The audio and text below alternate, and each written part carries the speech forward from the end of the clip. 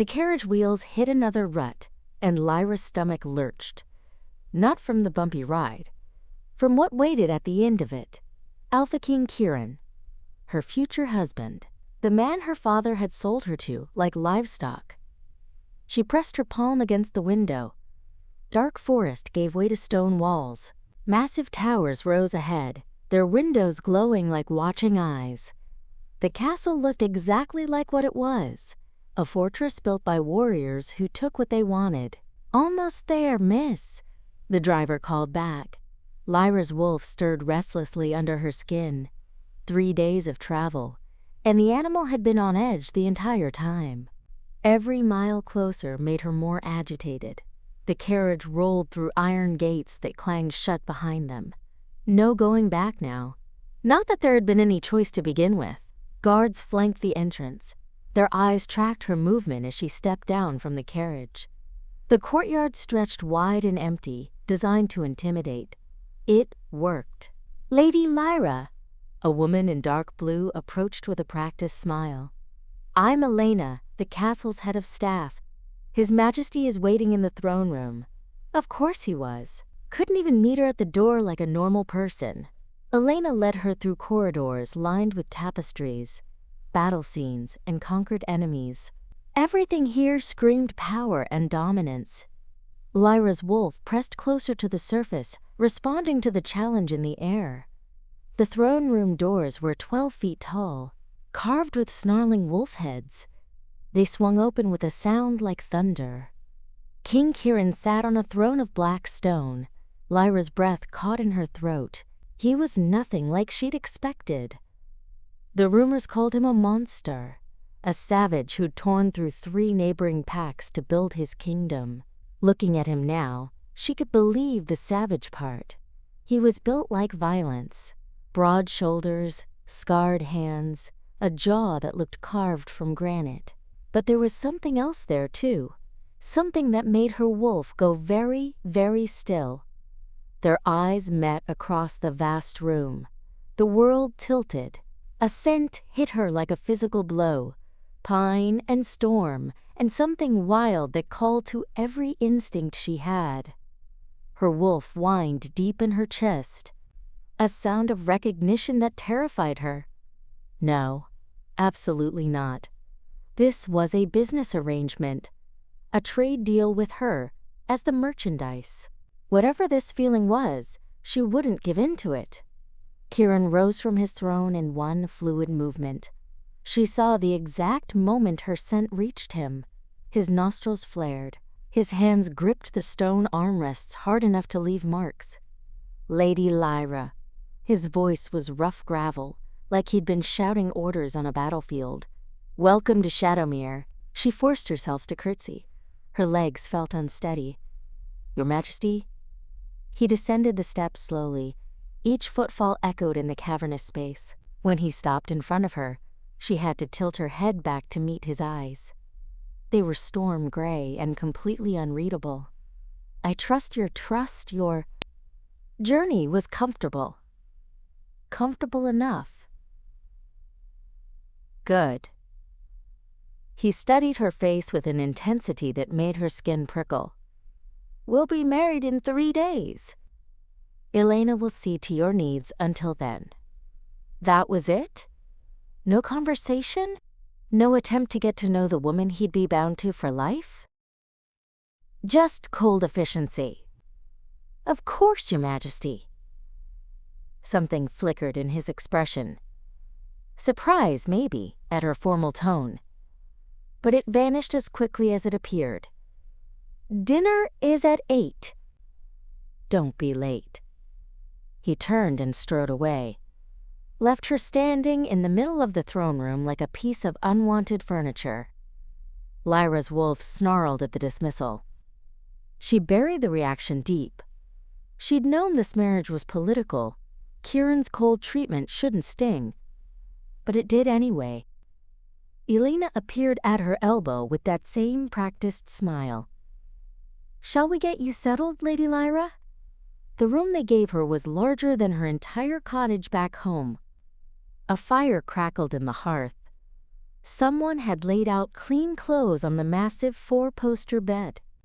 Through the tall windows, she could see the courtyard where guards practiced with swords and axes. "Is there anything else you need?" Elena asked. "Just some time alone." "Of course.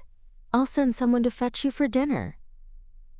When the door closed, Lyra sank onto the bed, pressed her hands to her face. 3 days until the wedding.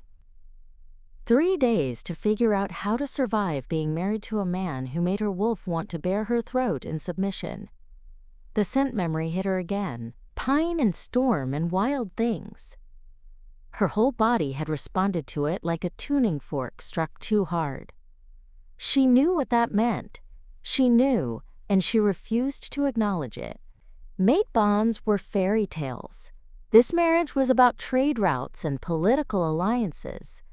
Whatever chemical reaction her body was having to Kieran's presence, it didn't mean anything beyond basic biology. She repeated that to herself until dinner time. Her wolf wasn't buying it. The dining hall could have seated 50 people. Tonight it was just the two of them at opposite ends of a table long enough to land a small aircraft on. Servants moved silently between them, placing course after course of food that Lyra barely tasted. Kieran ate with methodical efficiency, like refueling rather than enjoying a meal. He hadn't said a word since she'd arrived. "The food is excellent," she said finally. The silence was driving her crazy. "Our cooks are well trained. I imagine feeding a castle this size is quite an undertaking." "Elena manages the household. You'll work with her on domestic matters after we're married." Domestic matters. Like she was going to spend her life counting linens and planning menus. "What if I'm not interested in domestic matters?" That got his attention. He looked up from his plate, those gray eyes sharpened. "What are you interested in?" The question sounded like a trap. She answered honestly anyway. "My pack's territory borders the southern mountains. I spent most of my time managing border disputes and trade negotiations with the human settlements. You handled negotiations yourself?" "My father's not good with details. I had more patience for it." Kieran set down his fork. "Your father sold you to secure a military alliance. That doesn't suggest much patience for his daughter's preferences." The blunt words hit like a slap. "No, it doesn't." "Does that anger you?" She met his stare directly. "Would it matter if it did?" "Answer the question." "Yes, it angers me. But anger doesn't change reality." Something shifted in his expression. Not quite approval, but maybe respect. "No, it doesn't." He picked up his wine glass. She noticed a long scar across the back of his hand, fresh enough to still be pink at the edges. "How did you get that?" He glanced down at the scar. "Border skirmish last month. The Blackwood Pack thought they could expand their territory." "Thought?" A cold smile touched his lips. They were wrong. She should have been intimidated by the casual way he discussed violence. Instead, her wolf stirred with interest. "Strong mate," the animal whispered. "Protect pack. Protect us." Lyra shoved the thought away and reached for her own wine. "Tell me about your kingdom," she said. "What I'm going to be part of." "You'll be part of nothing. You'll be my queen in name only." The words stung more than they should have. "I see." "Do you? Your father wanted an alliance with the strongest pack in the region. I needed to solidify claims to the Eastern Territories. This marriage serves both purposes. And what I want doesn't factor into it. What do you want?" The question was quiet. Something in his tone made her look up. He was watching her with an intensity that made her pulse skip. "I want to matter," she said before she could stop herself. "I want my life to mean something more than a signature on a treaty." Kieran was quiet for a long moment. "Your life will be safe here, comfortable. That's more than many queens can say. But not meaningful. Meaning is something you create for yourself." There was something in his voice, a loneliness that echoed her own, like he understood exactly what she meant. "Is that what you did? Create meaning for yourself?" His jaw tightened. "I created a kingdom, built on conquest and fear. Built on strength. Fear is just a byproduct." She leaned forward, drawn in despite herself. "Don't you ever want something more? Something that's yours because someone chose to give it to you, not because you took it by force?" The question hung in the air between them like a challenge. Kieran's eyes locked on hers. She saw something vulnerable flicker in their depths before his walls slammed back up. "Finish your dinner," he said curtly. "You'll need your strength for the ceremony preparations tomorrow." The dismissal was clear, but she didn't move. "I'm not going anywhere, Your Majesty. We're going to be married in 2 days. Don't you think we should try to understand each other?" "Understanding isn't required for marriage." "Maybe not, but it might make this easier for both of us." He stood abruptly, his chair scraped against stone. "Nothing about this will be easy. The sooner you accept that, the better." He started to leave, then stopped at the door without turning around. "Your room is warded with the strongest protections I have. Nothing will harm you here." Then he was gone. Left her alone with half-eaten food and a dozen questions she couldn't answer. That night, she dreamed of storm-gray eyes and the scent of wild places. The next morning brought a parade of seamstresses, florists, and wedding coordinators. They descended on her like a perfectly organized army. They measured and pinned and draped her in silk while discussing flower arrangements and seating charts as if she weren't in the room.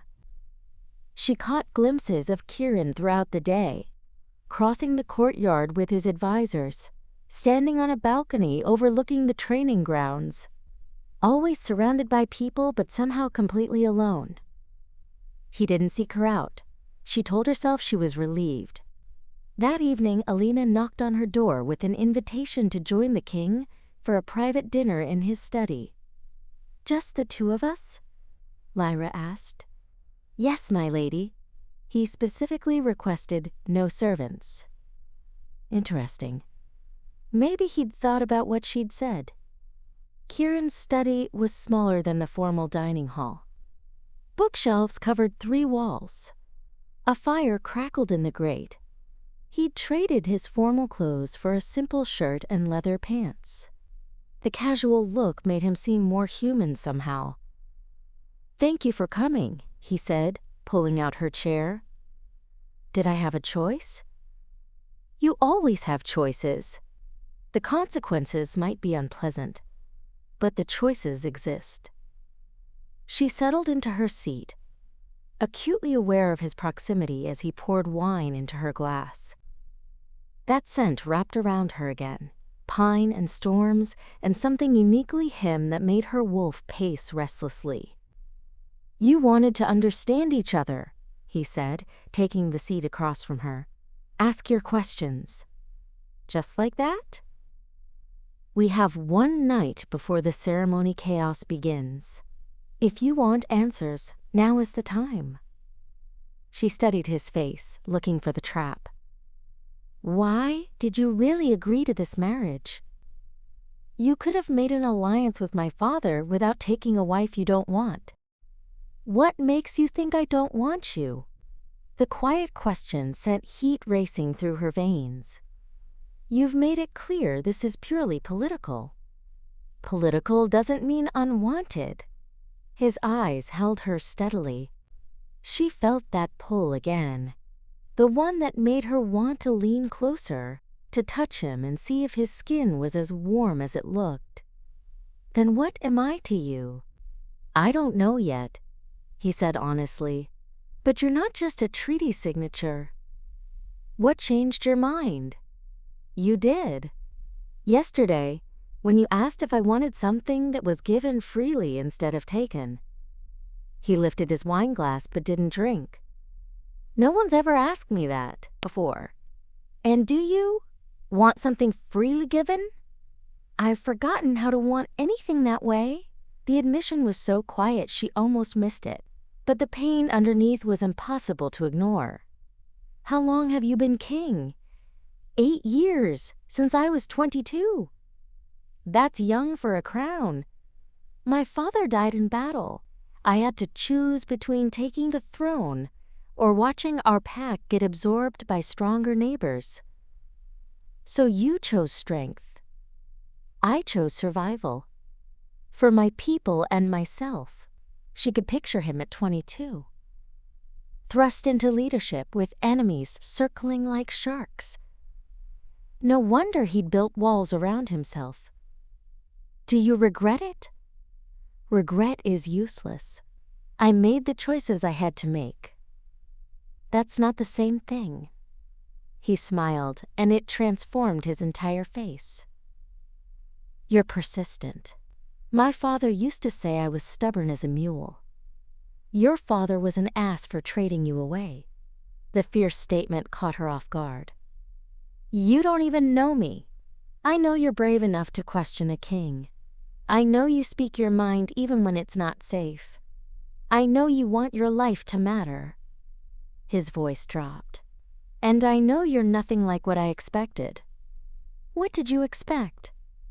"A frightened girl who would smile and nod and give me no trouble." "Sorry to disappoint you." "You didn't?" "You're—" He trailed off, shaking his head. "What?" "Nothing. It doesn't matter." But it did matter. She could see it in the way he looked at her, like she was a puzzle he couldn't solve. They ate in companionable silence for a while. The tension from the previous night replaced by something warmer. More dangerous. "Tell me about your pack," he said eventually. "Your real life, not the political summary." So she did. She told him about morning runs through the forest, about mediating disputes between hot-headed young wolves, about the elderly pack members who told stories by the fire on winter nights.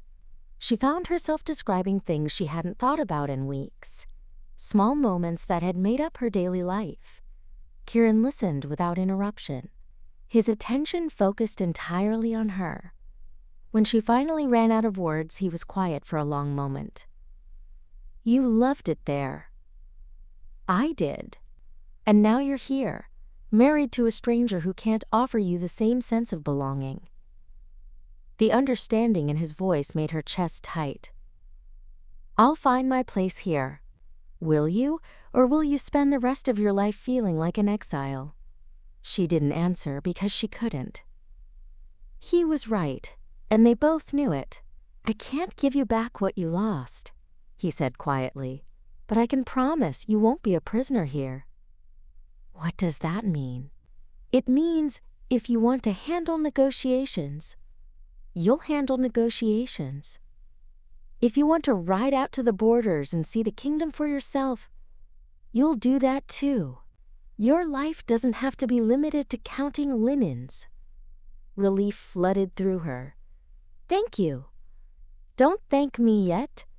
Some of my advisors won't like having their queen involved in policy matters." "Let me worry about your advisors." That got another smile from him. "I think you could handle them." "I think you're right." They talked until the fire burned low. Lyra found herself genuinely laughing at his dry observations about court politics. Kieran had a wicked sense of humor when he let his guard down. She caught herself watching the way his eyes crinkled when he smiled. When he walked her back to her room, they moved slowly through the corridors, like neither wanted the evening to end. "Thank you for tonight," she said when they reached her door. "Thank you for giving me a chance to explain." He was standing close enough that she could feel the warmth radiating from his skin. That pine and storm scent wrapped around her. Her wolf whined softly. "Kieran?" She started, then stopped. She didn't know what she wanted to say. "Sleep well, Lyra. Tomorrow will be a long day." He turned to go, but she caught his wrist without thinking.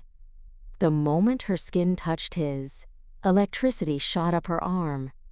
Kieran went completely still, his eyes locked on hers, pupils dilating. Lyra. Her name sounded rough, desperate. She should let go. She should step away and pretend she didn't feel the connection crackling between them. Instead, she moved closer. "I feel it too," she whispered.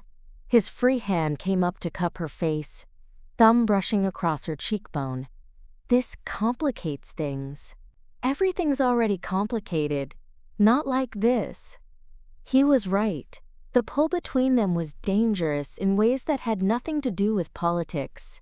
But she couldn't make herself care about danger when he was looking at her like she was the answer to a question he'd never dared ask. "Tomorrow," he said, like he was reminding himself of something. "Tomorrow." He stepped back, breaking the contact. She immediately missed his warmth. "Good night, Lyra." "Good night." She watched him walk away, then slipped into her room and leaned against the door. Whatever was happening between them, it was real, it was powerful, and it scared her more than any political marriage ever could. The wedding ceremony was set to take place in the Great Hall. Representatives from a dozen neighboring packs in attendance. Lyra spent the morning being primped and polished until she barely recognized herself in the mirror. The dress was beautiful. Silver silk that flowed like water, with intricate beadwork that caught the light. But she felt like she was wearing armor, preparing for battle rather than a wedding. "You look radiant," Elena said, making final adjustments to the veil. Radiant wasn't the word Lyra would have chosen. Terrified, maybe. Or overwhelmed. A knock at the door interrupted her spiraling thoughts. Elena opened it to reveal one of Kieran's guards. "His Majesty requests a moment with Lady Lyra. Privately." Elena looked scandalized. "It's bad luck for the groom to see the bride before the ceremony." "Tell His Majesty he has 5 minutes," Lyra said. She needed to see him, needed to look in his eyes and remember that underneath all the political maneuvering, there was something real between them. Kieran entered wearing formal ceremonial clothes, a black jacket with silver threading that matched her dress, a crown that transformed him back into the intimidating king she'd first met. But when he looked at her, his expression softened. "You're beautiful." "Thank you." He crossed to the window, tension radiating from every line of his body. "Are you ready for this?" "As ready as I can be." The ceremony is mostly symbolic. Ancient words, ritual exchanges. But afterward, he turned to face her. "Afterward, you'll be my queen. There's no going back from that." "Are you having second thoughts?" "Are you?" She considered the question seriously. 24 hours ago, she would have said yes without hesitation. But now, after talking with him, after feeling that electric connection, "No," she said. "I'm not." Relief flickered across his features. "Good, because The door burst open. Elena rushed in with panic written all over her face. "Your Majesty, forgive the interruption, but there's been an incident." Kieran went completely still. "What kind of incident?" "A fight broke out in the Great Hall. Someone accused Lord Blackwood of cheating at cards. Now there are swords involved." Kieran swore under his breath. "How many?" 6 men, maybe more. The guards are trying to separate them, but I'll handle it." He started toward the door, then stopped and looked back at Lyra. "Stay here until I come back." "Kieran, wait." But he was already gone, Elena hurrying after him. Lyra stood alone in her wedding dress. listening to the sounds of shouting drift up from below. Her wolf was agitated, pacing anxiously at the disruption. Minutes ticked by with no word. The shouting got louder. She heard the distinct clash of metal on metal, screw staying put. She was supposed to be these people's queen in an hour. She should know what was happening in her own castle. She lifted her skirts and headed for the door. The corridors were chaos. Servants running back and forth, guards hurrying toward the great hall. The sounds of fighting echoing off the stone walls. Lyra followed the noise, her heart pounding harder with each step. The great hall was a disaster. Overturned chairs, broken glass, two distinct groups of men facing off with drawn weapons. In the center of it all, Kieran stood with his sword out, blood on his sleeve. "Enough!" His voice carried over the chaos like a whip crack. "The next man who draws steel in my hall will lose the hand that holds it." Most of the combatants stepped back, but one man, tall and dark-haired, with the look of someone used to getting his own way, kept his blade raised. "Your hospitality leaves something to be desired, Kieran," the man said with a mocking smile. "Perhaps marriage will civilize you." "Lord Blackwood." Kieran's voice was deadly calm. "Put down your sword." "Or what? You'll have me dragged away like a common criminal?" "No, I'll kill you myself." The temperature in the room seemed to drop 10 degrees. Lyra had heard Kieran's cold, kingly voice before. But this was different. This was the voice of a predator giving his prey one last chance to run. Blackwood apparently wasn't smart enough to take it. Big words from a bastard who took his crown through murder. Kieran moved faster than Lyra's eyes could follow. 1 second he was 10 feet away. The next his blade was at Blackwood's throat. "Choose your next words very carefully," Kieran said softly. "My bride is waiting, and I'd rather not keep her." That's when Blackwood's gaze found Lyra in the doorway. His eyes went wide, then calculating. She saw the exact moment he decided to push his luck. "Ah, the beautiful Lady Lyra. Tell me, sweetheart, are you looking forward to warming the beast's bed?" Rage flooded through her so fast it took her breath away. Not at the crude words, she'd heard worse from drunk pack members, but at the disrespect, the deliberate attempt to humiliate her and Kieran in front of their guests. Before she could respond, Kieran exploded into motion. His fist connected with Blackwood's jaw with a sound like splitting wood. The man went down hard, his sword clattering across the floor. "Get up," Kieran snarled. "Get up so I can put you down again." Blackwood struggled to his knees, blood streaming from his nose. "You can't. I can do whatever I want.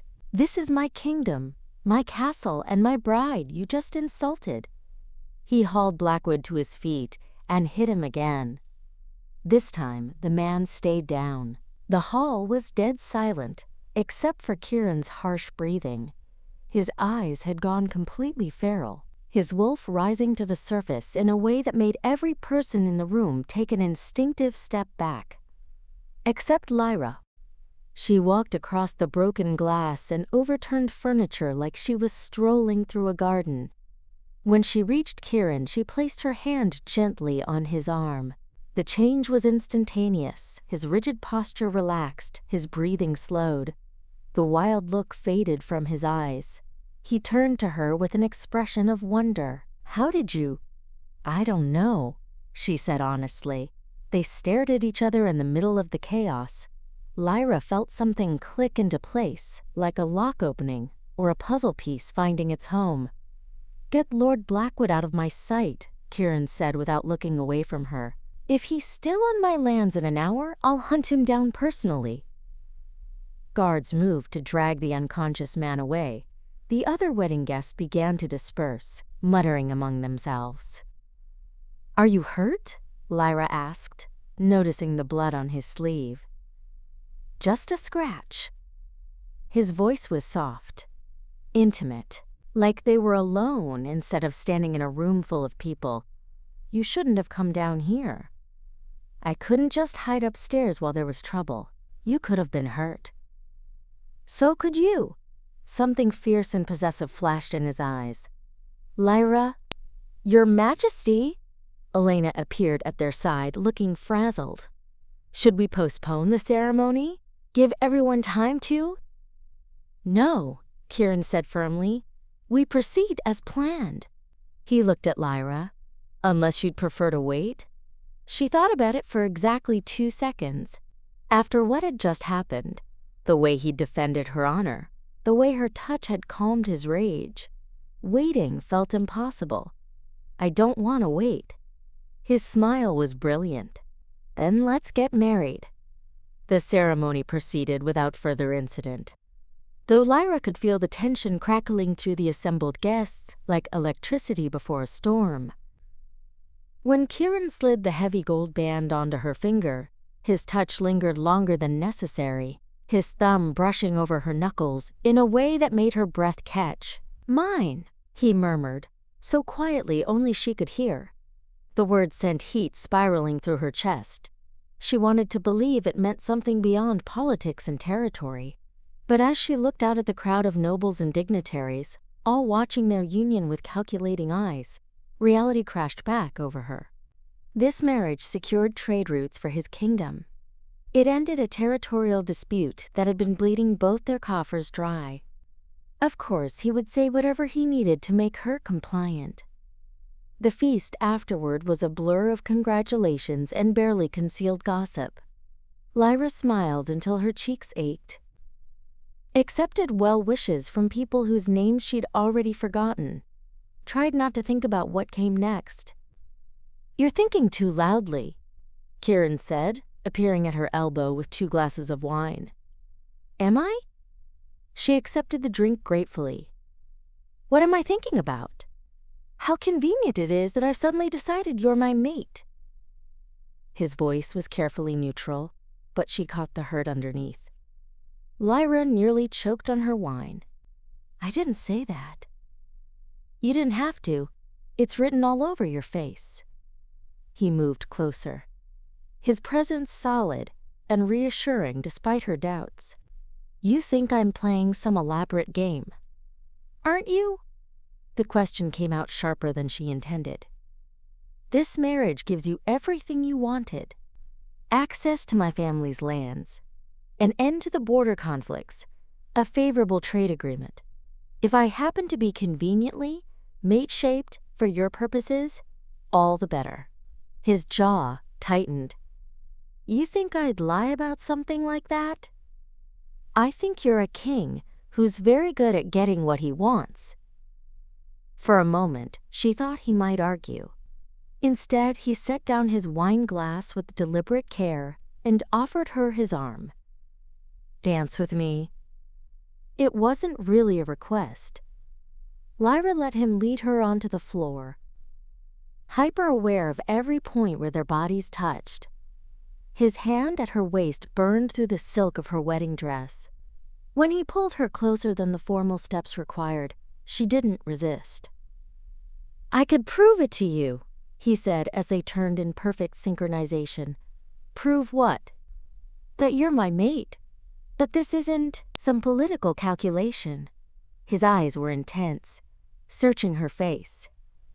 But you'd have to trust me first. Trust you how? Let me mark you. Properly, not just the ceremony binding we did earlier. His voice dropped to a rough whisper. Let me show you what it feels like when the bond truly locks into place. Lyra stumbled slightly, her heart hammering.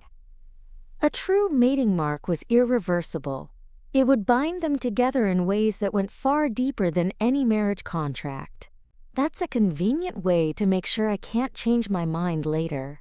Pain flashed across his features. Is that really what you think of me? Before she could answer, a commotion at the hall's entrance drew their attention. The massive doors swung open. Marcus Ravenclaw strode in, flanked by a dozen warriors from Lyra's former pack. The music stopped. Conversations died mid-sentence. Every person in the hall turned to stare at the uninvited guests. "Father?" Lyra's voice came out as barely a whisper. Marcus's cold gaze swept the room before settling on her and Kieran. "Daughter, I've come to take you home." Kieran's arm tightened around her waist, pulling her protectively against his side. "Lord Ravenclaw, how kind of you to attend the wedding." "There is no wedding," Marcus said flatly. "The contract was signed under false pretenses. Lyra was never yours to claim." "The marriage has been performed and witnessed," Kieran replied with deadly calm. "Your daughter is now my queen." "My daughter was promised elsewhere years ago, a betrothal that predates your political arrangement." Marcus smiled, but there was nothing pleasant in it. "She belongs to the Black Moon Pack, and their alpha has come to collect his bride." Lyra felt the blood drain from her face. "You can't be serious. Alpha Garrett Blackmoon has been very patient, but his patience has limits." Marcus gestured, and more warriors filed into the hall. "You'll return with us tonight, or we'll be forced to retrieve you by less pleasant means." "Over my dead body," Kieran snarled. The temperature in the room seemed to drop 10 degrees. Every warrior in both groups tensed, hands moving to weapons. "That can be arranged," Marcus said pleasantly. Lyra stepped between them before the situation could escalate further. "Stop, both of you." She looked at her father with a mixture of fury and disbelief. "You can't just drag me away from my wedding like a piece of property."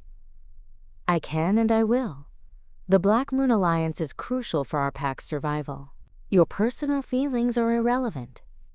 "My personal feelings?" Lyra's voice rose. "You mean my entire life? You were always going to marry for politics. At least Garrett Blackmoon is one of our own kind." "And I'm not?" Kieran's voice was soft. "Dangerous." Marcus turned that cold smile on him. "You're a rival, an enemy we've been fighting for decades. Did you really think we'd let our daughter disappear into your territory permanently?" "She's not disappearing. She's exactly where she chooses to be." "Choice." Marcus laughed harshly. "What choice did she have? You forced this marriage on her." "No one forced anything," Lyra said firmly. "I agreed to the arrangement. Under duress. To prevent a war you knew would destroy innocent lives." Marcus's expression softened slightly, the first genuine emotion he'd shown. "I know you, daughter. You sacrificed yourself for what you thought was the greater good. But you don't have to live with that sacrifice anymore." For a moment, Lyra wavered. Her father was right. She had agreed to the marriage to prevent bloodshed, and the last few hours had been so confusing, her emotions swinging wildly between hope and suspicion. Maybe going home, back to everything familiar, was the smarter choice. Then she felt Kieran's hand brush against hers. Remembered the way he defended her honor without hesitation, the way her touch had calmed his rage, the careful tenderness in his voice when he called her his mate. "No," she said quietly. Marcus's face went very still. "What?" "No, I won't go with you." She stepped closer to Kieran, felt his surprise and fierce approval through whatever connection was growing between them. "This is where I choose to be." "You're not thinking clearly. The mating bond creates false feelings, makes you believe." "Makes me believe what?"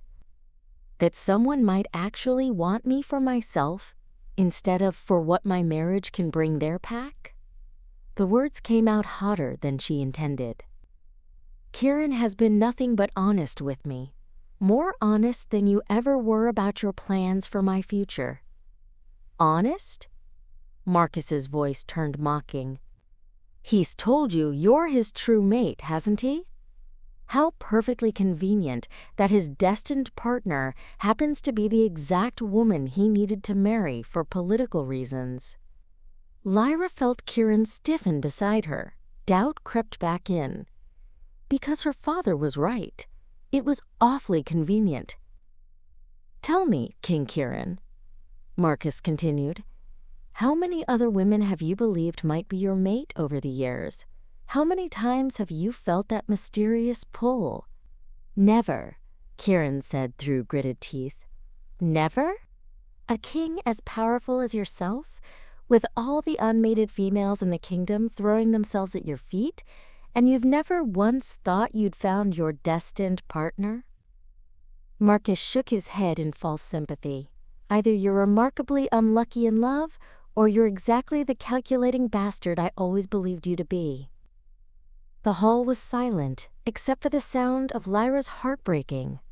Because when Marcus laid it out like that, it did sound ridiculous. What were the odds that Kieran's true mate would happen to be the exact woman he needed to marry for political gain?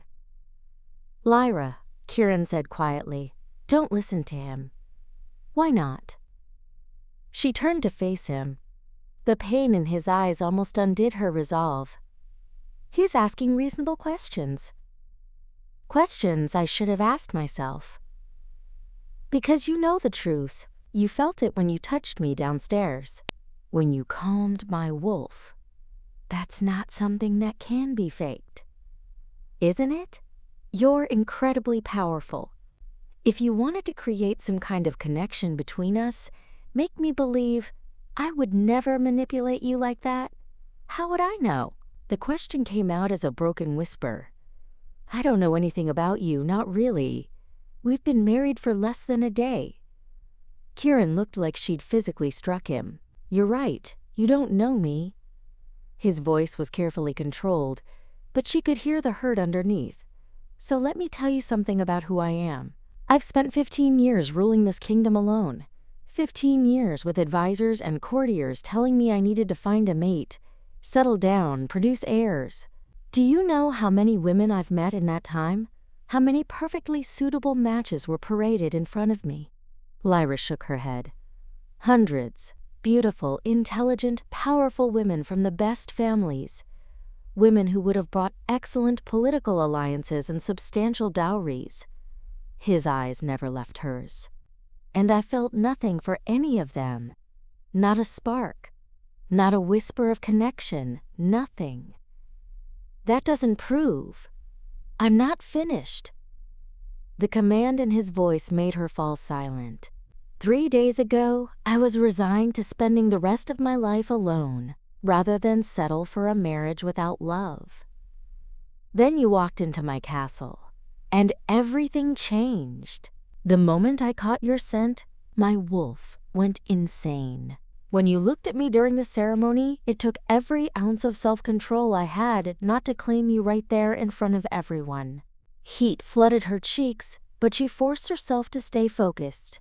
Physical attraction isn't the same as a mate bond. No, it's not. But this is. He stepped closer, his hand reaching for her face. The way you calm my rage. The way I can feel your emotions like they're my own. The way every instinct I have screams at me to protect you, cherish you, make you happy. His thumb brushed across her cheekbone. She had to fight not to lean into the touch. "I know you're scared," he said softly.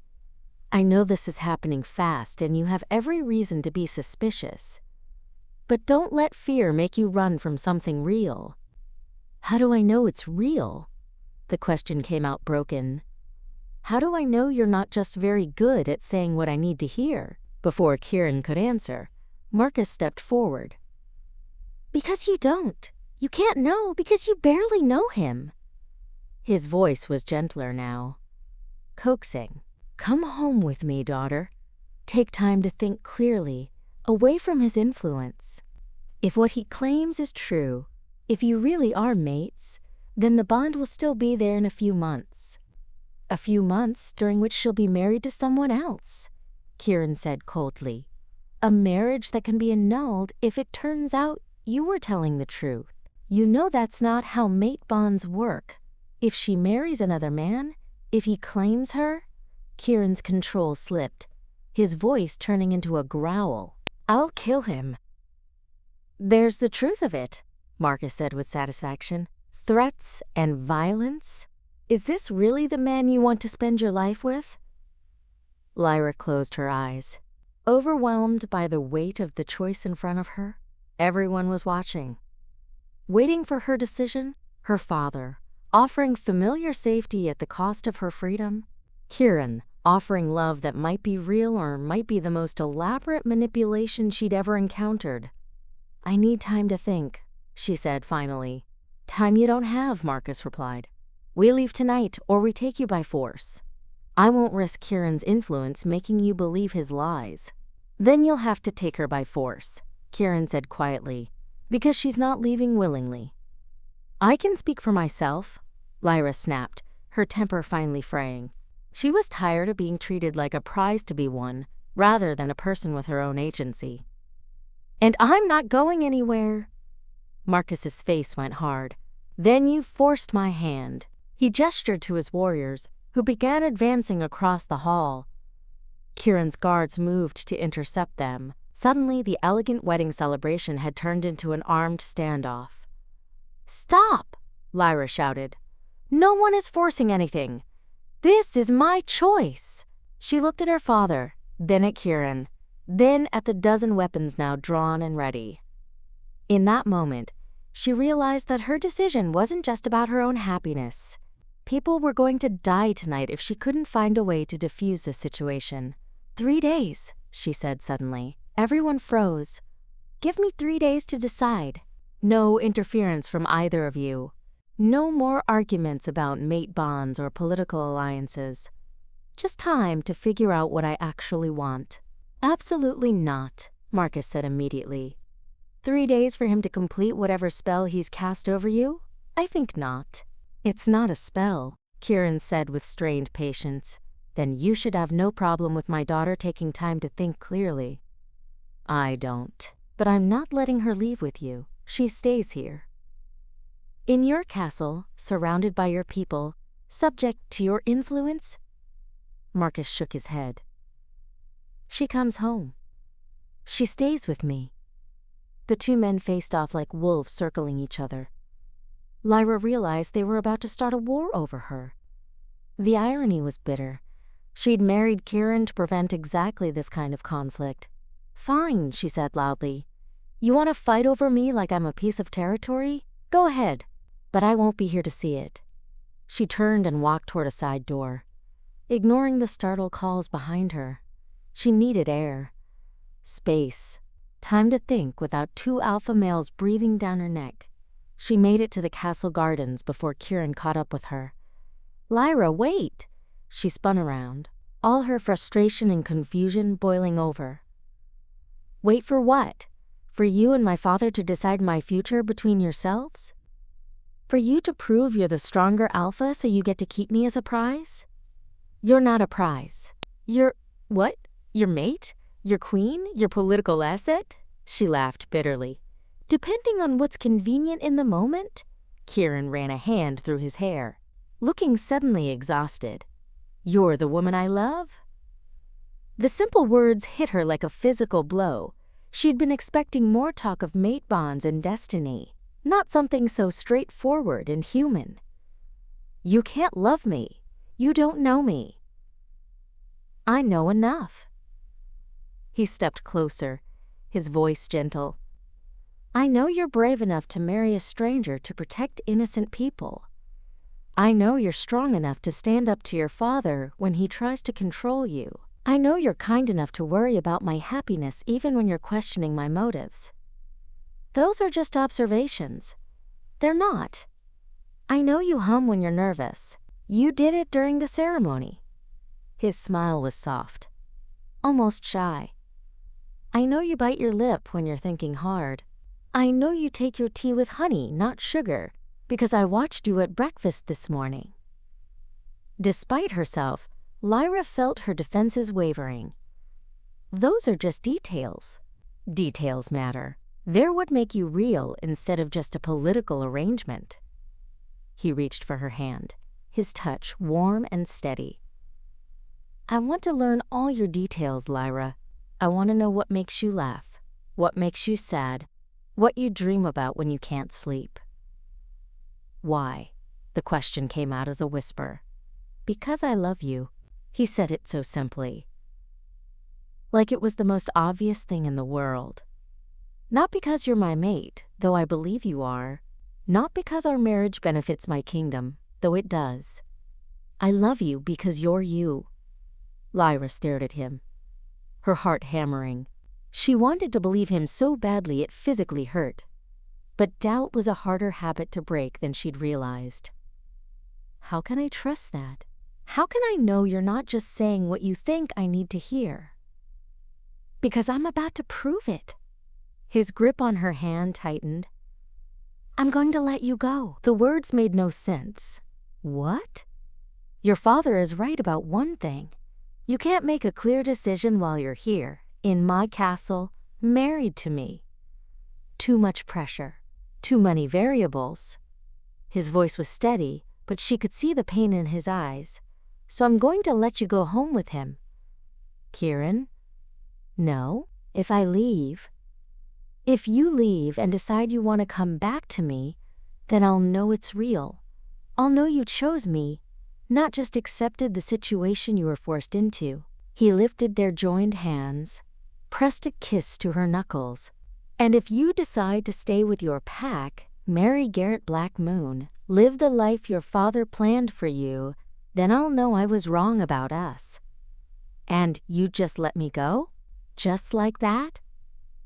His laugh was rough, pained. God, no, it would probably kill me. But I'd let you go because that's what love is. Wanting someone to be happy, even if it's not with you.